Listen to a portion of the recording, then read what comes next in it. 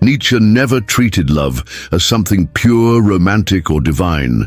For him, love concealed invisible currents, power games, and the will to dominate.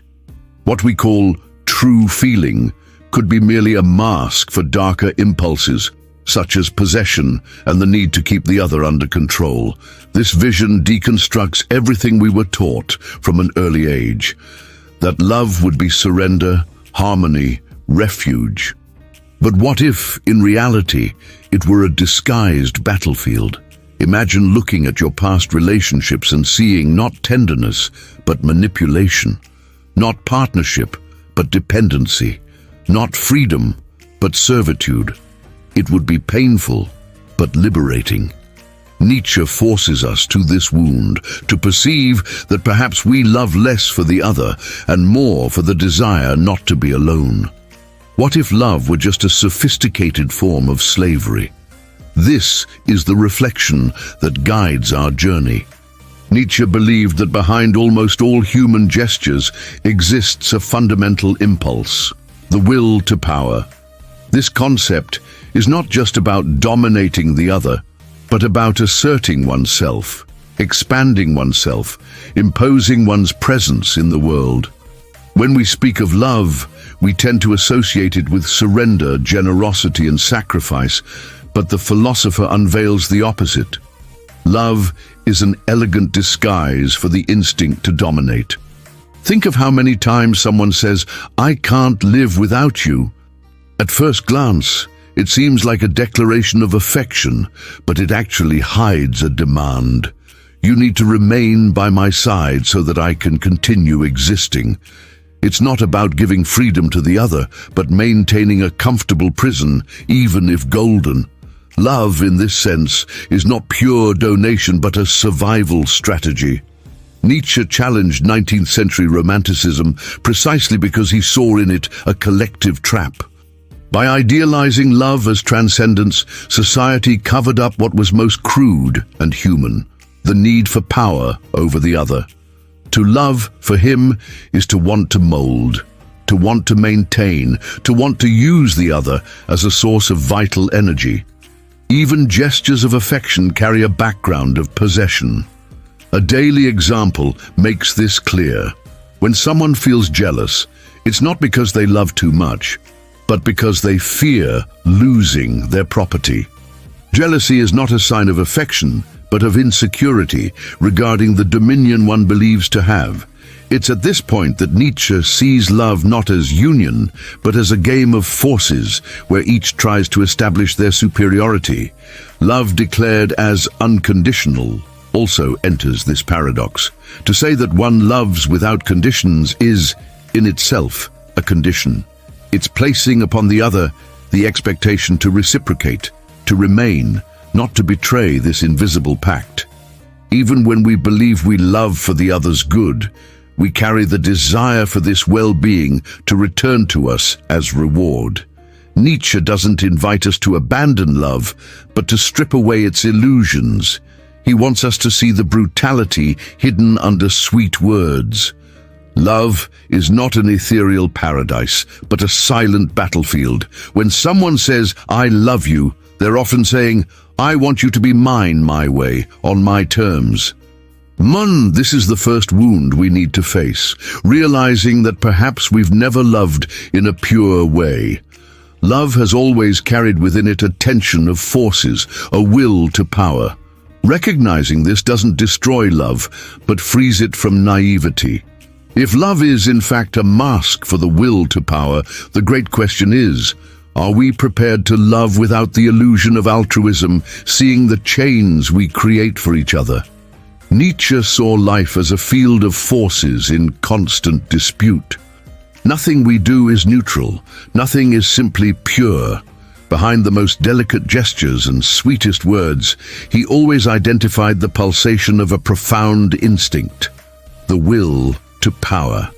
This concept, perhaps one of the most central of his philosophy, doesn't reduce to the desire to command or conquer territories, but to something more intimate and universal. The need to affirm oneself, expand oneself, influence and leave a mark upon the world, and, above all, upon the other.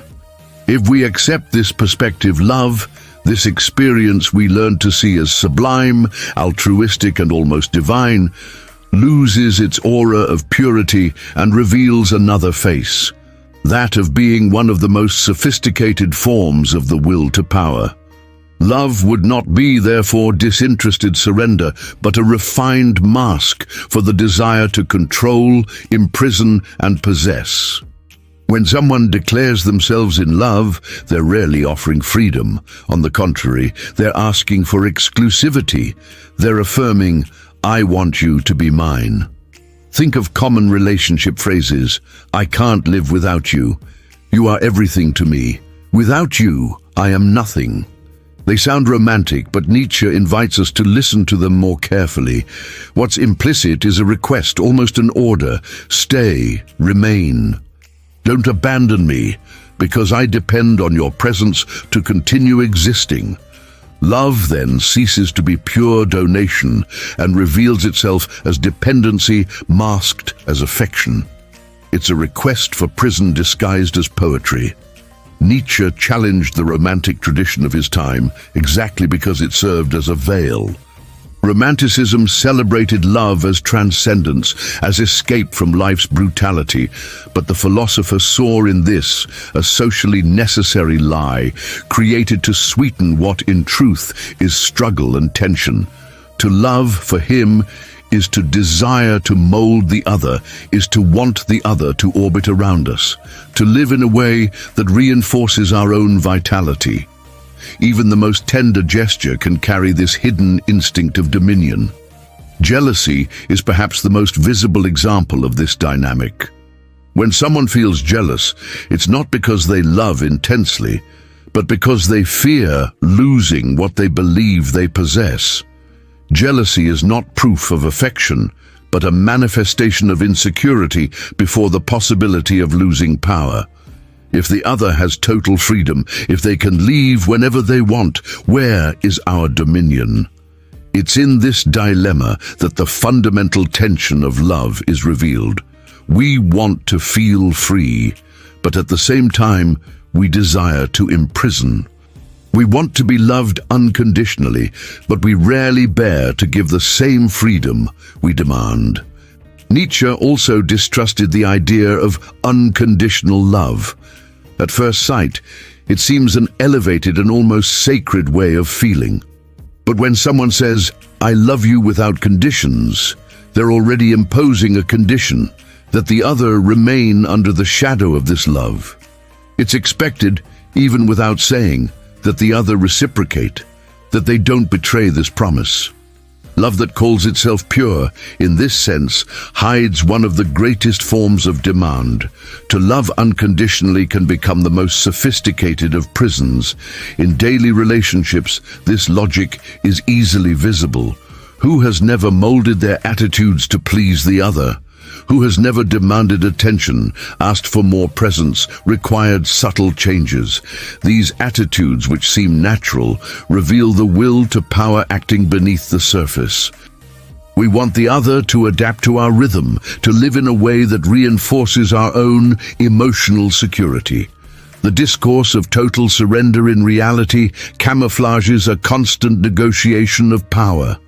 Nietzsche isn't, however, proposing that we abandon love. What he wants is for us to stop lying to ourselves. He wants us to recognize the brutality hidden under the veneer of tenderness. To say, "I love you," can mean many times, "I want you to belong to me my way, on my terms." Only by seeing this is it possible to live a more honest love without illusions. This is the first wound Nietzsche asks us to face. Perhaps we've never loved in a pure way. Perhaps there has always been, even in the most beautiful gestures, the tension of power. And accepting this truth is uncomfortable but necessary, because instead of destroying love, this invites us to see it in its nakedness, without masks. And then the great question arises. If love is a disguised form of power, will we be capable of loving without falling into the trap of possession, demand, and prison? Or are we condemned to live love always as a silent struggle of forces. Nietzsche believed that human beings are moved by instinctive forces deeper than those we like to admit. When we say, "I love you," we are often not speaking of a disinterested surrender, but of an appropriation. You are mine. Love, under this lens, approaches more the act of possessing than of sharing. The sensation of having someone beside us gives us a kind of ontological security, as if it guaranteed we're not alone before the abyss of existence. But precisely for this reason, this love mixes with fear, the fear of the other's freedom. Loving possession is, paradoxically, an unwritten contract. It doesn't need to be declared in words. It's present in gestures, looks, silences. When someone expects a quick message, when they demand attention, when they suffer before their partner's absence, all this reveals the hidden structure of possession. We don't bear for the other to be completely free because the other's freedom threatens the stability of our dominion.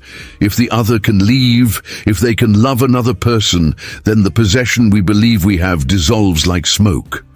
Nietzsche, observing this phenomenon, exposes an even deeper wound, that we often confuse the desire to imprison with the desire to be loved. We want the other to choose to remain, but in practice, we don't bear the risk of this choice. Therefore, we create bonds, pacts, commitments, promises, not to guarantee freedom, but to diminish the risk of loss. Thus, love becomes a kind of invisible chain. The stronger the promise, the heavier the chain. In daily life, this reveals itself in simple situations. Think of the couple where one wants to go out alone with friends, but the other reacts with discomfort. The justification is almost always care. I'm afraid something might happen.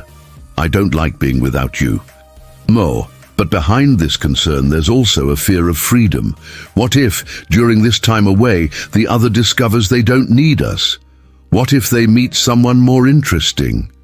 This anguish shows that deep down, we don't love just the person's presence, but also control over their absence.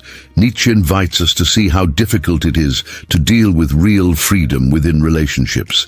We want to love and be loved, but we almost always seek security in imprisonment. It's not enough for us that the other chooses to stay. We want there to be no possibility of them leaving. Therefore, we invent institutions like marriage, which for centuries functioned as a social contract of possession, disguised as a promise of eternity. The "till death do us part" is not just poetry, but a desperate cry against freedom, that nothing and no one can break the bond of possession. However, the more we try to imprison, the more we destroy love's vitality. Because love, for Nietzsche, could only be authentic when it wasn't prison but creation, when two forces meet and strengthen each other mutually, without one nullifying the other. The problem is that for most, the idea of loving without possessing seems impossible. It's as if, without possession, love would lose its meaning. Here lies the central contradiction. We want freedom for ourselves, but we fear the other's freedom. We desire to be loved fully, but we don't want this fullness to be tested in absence, in risk, in genuine choice. We prefer the security of the chain to facing the abyss of uncertainty. The pleasure of possession comforts us, but the fear of the other's freedom torments us. The question Nietzsche throws at us is brutal. Does love necessarily need to imprison? Or is it possible to love without transforming the other into property, without reducing their freedom to a silent contract of dependency? Are we willing to face the risk of a love that doesn't sustain itself on possession, but on the courage of freedom? If in the previous chapter we saw that love carries the pleasure of possession and the fear of freedom, now we enter an even darker territory: dependency. For Nietzsche, to love is almost never just to feel, it's also to need, and need creates chains much more resistant than any visible shackle. Emotional dependency isn't born from a grandiose gesture, but builds itself slowly in small daily concessions until we realize we no longer know how to exist without the other. This dependency disguises itself with beautiful words. We call it partnership, complicity, care. But deep down, what we often seek is a refuge against unbearable solitude. And here, Nietzsche is cruel. For him, to love is frequently to love oneself in the other. We want the partner to be mirror, crutch, consolation. Thus, we begin to measure our worth by the gaze we receive. We no longer live for ourselves, but to be approved, desired, and recognized by the other. Anyone who has lived a relationship where each absence seemed torture knows exactly what this is about. The silence of an unanswered message, the delay in a call, the cold gesture that wasn't expected, everything becomes a danger sign. It's as if each moment without the other's validation threatened our very existence. This is the emotional slavery Nietzsche alerts us to, not being chained by the hands, but by the heart. Nietzsche deeply distrusted romantic love discourse because he saw in it a form of domestication. Society teaches that to love is to find one's other half, someone who completes what we lack. But this idea is, in essence, an invitation to dependency. If we believe we're not whole alone, we inevitably become servants of the other. Slavery establishes itself not by force, but by desire. We voluntarily request our chains. Most disturbing is that this dependency can even be celebrated. How many times do we hear phrases like, "I don't live without you," "I'm half without you," "My life only makes sense with you"? These expressions, which seem so romantic, are actually confessions of servitude. They reveal that our autonomy was sacrificed in the name of a promise of completeness. For Nietzsche, this attitude is dangerous because it weakens the individual. By surrendering ourselves totally, we cease to be creators of our own life, to become hostages of another's life. In daily examples, emotional slavery shows itself cruelly. The person who endures humiliations not to lose their partner. The one who tolerates betrayals because they can't bear the idea of being alone. The individual who nullifies themselves, who abandons dreams and desires, all to maintain a relationship. These are modern forms of servitude, no longer on the battlefield or in forced labor, but inside houses, bedrooms, hearts. Nietzsche would say these are chains even more difficult to break because those who carry them believe they're being happy. But why do we submit to this? Because we fear solitude. Modern man, like ancient man, needs to believe their life has a witness, that their existence matters to someone, and finding this validation in love accepts to pay the price of servitude. For Nietzsche, this is a tragic error. Only one who is capable of being alone, who no longer needs the other as sustenance, is capable of truly loving. Otherwise, love is not freedom, but weakness masked as affection. Nietzsche's provocation is clear. Do we love by strength or by fear? Are our relationships an expression of our potency or result of our incapacity to be alone? When we look at our most intense bonds, do we see freedom? Or do we see invisible chains that bind us, even when we believe we're free? Nietzsche always positioned himself as a hammer against the idols humanity erected for itself. One of these most resistant idols is romantic love.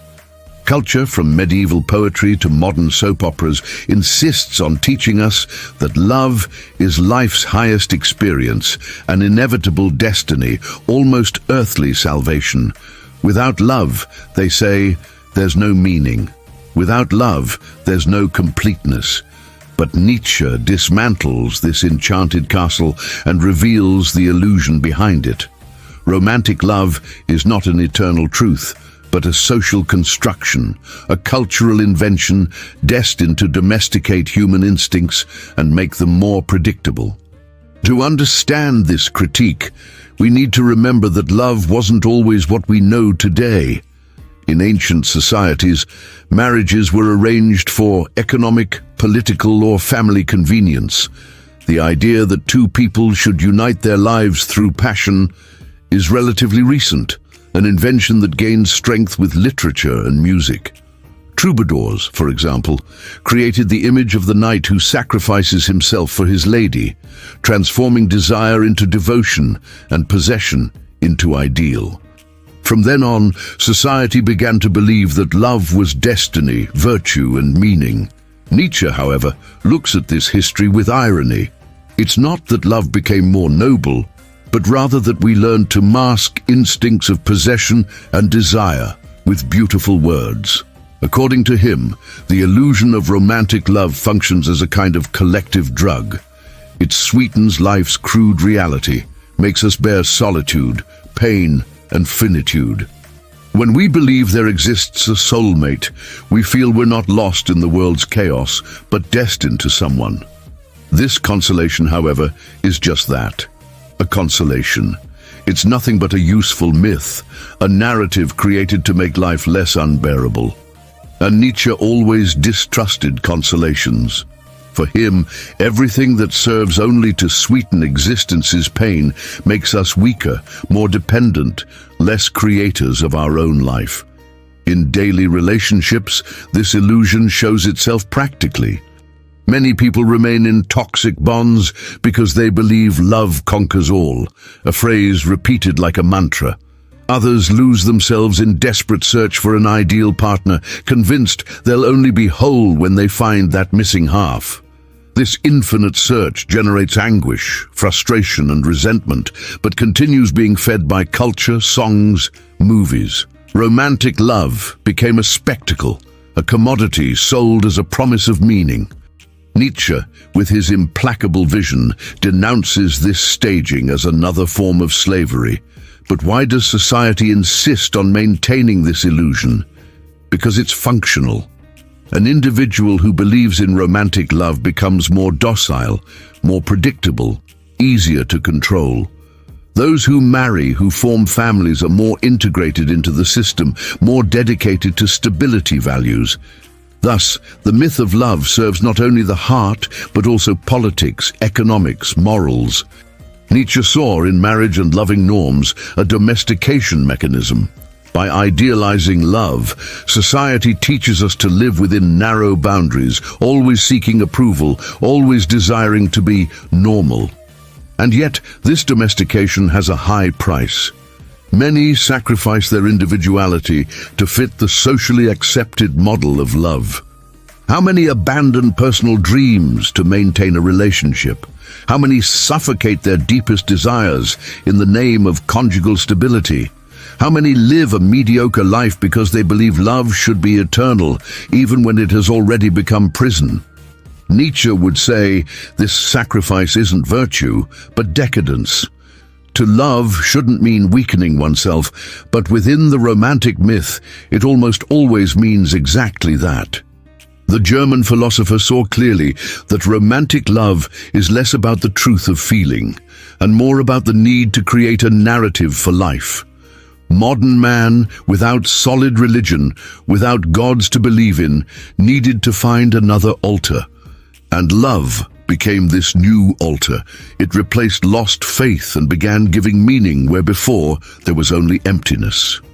But Nietzsche asks, is this meaning true or just another useful lie? Doesn't love, when idealized this way, take us further from life rather than closer to it? Let's take a daily example. Someone suffers the end of a relationship and feels they've lost everything. The pain of loss is real, but what makes it unbearable is the belief that without that love, life lost its meaning. It's the illusion of romantic love that transforms separation into catastrophe. Without this myth, perhaps we'd see the end as just a change, a natural cycle. But trapped in the idea that love is absolute, we treat each breakup as the end of the world. Thus we become slaves not only to the loved person, but to the very ideal of love. Nietzsche isn't telling us to reject love. He's telling us to reject its illusions, to look at love straight on, without the fantasies culture created to calm us. A true love, for him, can only exist when it doesn't depend on myths, when it doesn't serve to domesticate or weaken, but to strengthen and create. And then we reach the crucial question: would we be capable of loving without the myth? Could we look at the other, not as a soulmate, but as a singular, free, unpredictable force who can both stay and leave? Would we be prepared for a love without guarantees, without promises of eternity, but which, precisely for this reason, would be more honest and freer? Nietzsche always distrusted human experiences that weaken the individual. For him, to live is to affirm oneself, expand oneself, create. Everything that diminishes us, everything that drags us toward passivity, is a symptom of decadence. And it's here that love enters its most dangerous aspect, when it ceases being an encounter of forces and transforms into self-sabotage. When, instead of propelling us toward life, it makes us smaller, submissive, and dependent. Self-sabotage in love manifests in gestures that, at first sight, seem natural. We give up dreams, projects, friendships, parts of our own identity to maintain the relationship. We tell ourselves we do this for love, but deep down, we're shrinking. We're sacrificing our vital potency in exchange for the illusion of stability. Nietzsche would see in this a form of cowardice, trading the possible greatness of a creative life for the mediocre security of a bond that domesticates us. Think of someone who abdicates a career because their partner doesn't approve, or of one who completely changes their way of dressing, speaking, acting, just to please the other. These are silent forms of self-betrayal. It's not about healthy coexistence, but constant renunciation. With each excessive concession, the person erases their singularity until, at a certain point, they no longer know who they are outside the relationship. This is the height of self-sabotage, when love transforms us into the other's shadow and not into a creative force beside them. Nietzsche believed life should be lived as a work of art, intense, full of risks, overflowing with vitality. But romantic love, when it transforms into servitude, prevents this flourishing. Instead of expanding our existence, we begin reducing it to the narrow space of the relationship. We put all our energy into keeping the relationship standing, even when it's already devouring us from within. And this, for Nietzsche, is a tragic error, spending the will to power not to create, but to sustain a prison. In daily examples, this process is devastating. The individual who tolerates humiliations because they're afraid of being alone. The one who convinces themselves that their partner's jealousy is proof of love, when in reality it's just control. Or still the one who, even unhappy, remains silent, believing no one else would love them. All these situations reveal the same wound, the transformation of love into self-sabotage. What should be strength becomes weakening. What should be encounter becomes prison. Nietzsche, observing Christian morality and romanticism, denounced this pattern of weakening. Both preached renunciation, giving up oneself in the name of something greater. But while religion demanded surrender to God, romanticism demanded surrender to the partner. In both cases, the result was the same. The individual diminished themselves, believing this sacrifice was virtue. Nietzsche, however, saw in this decadence. For him, only one who remains faithful to themselves, even in love, is great. Love, yes, but without losing oneself. Love, yes, but without ceasing to affirm one's own life. The problem is that we often confuse love with submission. We're educated to believe that to love is to yield, sacrifice oneself, put the other first. But to what extent isn't this discourse just a mask for self-destruction? When we cease being ourselves to keep the other happy, are we really loving, or are we just silently destroying what we have most valuable? Nietzsche would say, this type of love is a form of nihilism, a refusal of full life, an acceptance of living diminished. And still, There are those who pride themselves on this submission. There are those who say, "I do everything for him.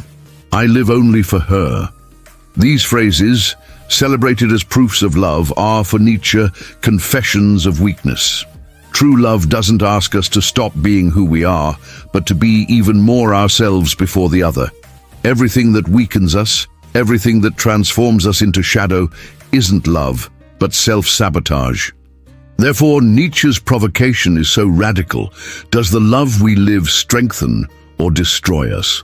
Are our relationships spaces of creation or prison? When we look at our choices, are we becoming greater or smaller because of love? These questions are painful but necessary, because in the end, what Nietzsche invites us to perceive is that there's no possible greatness when love transforms into chain. To love must be an act of courage, not submission. It must be an encounter between forces that expand, not a silent contract of self-sabotage. And if it's not like this, perhaps it's better to lose love than to lose oneself. After traversing the dark territory of love as possession, dependency, and self-sabotage, the inevitable question remains, is there an exit? Nietzsche, despite his brutal and deconstructive vision, wasn't a nihilist in the sense of believing nothing has value. On the contrary, he believed that once illusions were destroyed, we could create something new, stronger, truer. Thus, liberation from enslaving love doesn't mean abandoning love, but transforming it into something that doesn't weaken, but strengthens. The first step is the most difficult, recognizing the chains. Many people cling to enslaving love because it gives them false security. Nietzsche insists we can only free ourselves if we have courage to face the void. Solitude in this process isn't enemy, but teacher. One who can't bear being alone will never be capable of loving freely. Because without autonomy, love becomes necessity, and necessity becomes servitude. To love without slavery means loving not from lack, but from abundance. Not because we need the other, but because already whole, we overflow toward them. This type of love doesn't demand promises of eternity. It doesn't need rigid contracts or proofs of loyalty. It's strong precisely because it's not prison. When two forces meet without nullifying each other, but propel each other mutually, there arises what Nietzsche would call affirmation of life. It's love that doesn't steal vital energy, but adds to it. That doesn't rely on invisible chains, but on shared freedom. It's rare, difficult, risky, but it's the only love that doesn't degenerate into slavery. In daily examples, this liberating love appears subtly. It's the couple that supports without suffocating, that manages to spend time apart without feeling despair.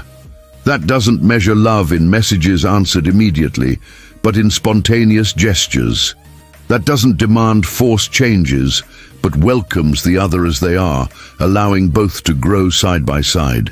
This type of relationship isn't static, but creative. Each encounter is new.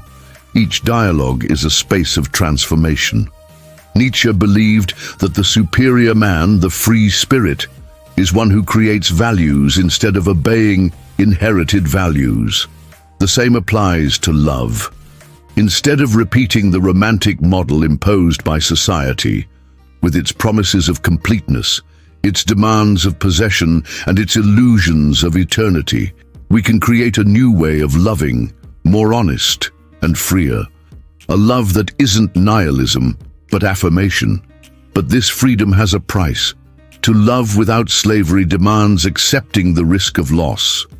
It demands living with the uncertainty that the other can leave at any moment, and instead of transforming this risk into despair, transforming it into beauty.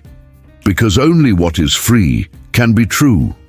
Nietzsche would say that a love depending on prison isn't love but disguised fear. If the other stays only because they can't go, what's the worth of their presence? This is the most provocative point of Nietzschean philosophy. To truly love is to accept the radical freedom of the other. It's giving up control, contract, possession. It's knowing the person can leave and still choosing to stay. It's a love that renews itself every day, not because it's trapped to promises, but because it survives freedom. Liberation from enslaving love doesn't mean absence of bonds, but their transformation. It's not about living without connections, but living connections that don't diminish us. To love without slavery is to love without needing, is to love without losing oneself, is to love without life depending on it. It's finally to love affirmatively, creatively, courageously. And here, Nietzsche leaves us before the most difficult choice. Do we want to continue living love as comfortable slavery, or do we dare live a love that, because it's free, will always be uncertain, but also much truer? Are we ready to give up illusion and face the greatness of a love that doesn't bind, but expands? We reach the end of this journey through love's shadows in Nietzsche's light. Throughout the chapters, we saw how what we call sublime feeling can hide invisible chains. Love as mask of the will to power, as possession, as dependency, as social illusion, and even as self-sabotage. We saw how often what we swear is surrender is in reality fear of solitude. How so many times, believing we love, we only shrink, domesticate ourselves, become prisoners. But Nietzsche didn't write to steal our hope. He wrote to wake us up. Love doesn't need to be prison. It can be creative force, encounter between freedoms, impulse of life. Only this demands courage. Courage to break with illusions, courage to bear solitude, courage to live without guarantees. It's a riskier love, but also more honest. A love that doesn't diminish, but amplifies. And now, the question remains for you. What was the belief about love that most imprisoned you until today? Which city are you watching from? Comment down below. If this dive into Nietzsche's brutal truths resonated with you, like this video and subscribe to the channel.